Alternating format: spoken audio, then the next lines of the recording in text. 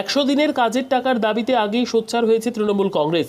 100 দিনের কাজের টাকা পেতে যাতে শ্রমিকদের কোনো অসুবিধার মুখে পড়তে না হয়, তার জন্য রাজ্য জুড়ে শুরু হয়েছে সহায়তা শিবির।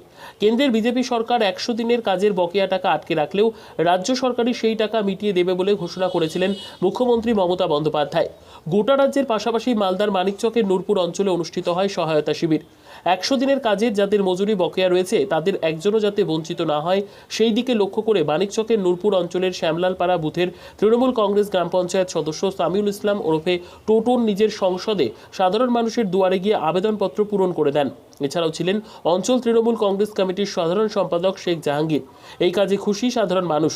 এ বিষয়ে গ্রাম পঞ্চায়েত সদস্য সামিউল ইসলাম বলেন, মাননীয় মুখ্যমন্ত্রী মমতা বন্দ্যোপাধ্যায় ঘোষণা করেছেন বকেয়া 100 দিনের কাজের টাকা থেকে যেসব শ্রমিক বঞ্চিত রয়েছে তাদের প্রত্যেকের অ্যাকাউন্টে টাকা পাঠিয়ে দেওয়া হবে যাতে কোনো শ্রমিক বঞ্চিত না হয়। তাই জন্য আজ শ্রমিকদের দুয়ারে এসে আবেদনপত্র পূরণ করে দিলাম।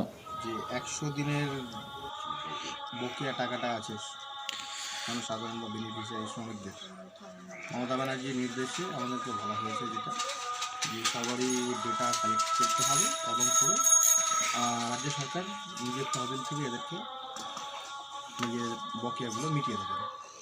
আমরা তার জন্যই সবার বাড়ি বাড়ি গিয়ে যাদের নাম আছে লিস্টে সবারই ডকুমেন্ট কালেক্ট করছি এবং ওনাদেরকে একটা রিসিপ্ট কপি দিচ্ছি এবং দিয়ে এটাও বলে দিচ্ছি যে টাকা ঢুকলে বা এই টাকার নাম করে অনেক দালাল টাকা তুলতে আসবে, ওই জিনিসটা যাতে না করে কোনো দালালকে টাকা না দেয়, ওদের যা পাওনা ওরা নিতেই পাবে, কোনো টাকা কাউকে দিতে হবে না।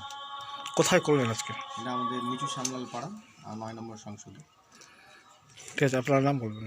এমডি সামিউল ইসলাম, আমি এই গ্রাম পঞ্চায়েতের সদস্য।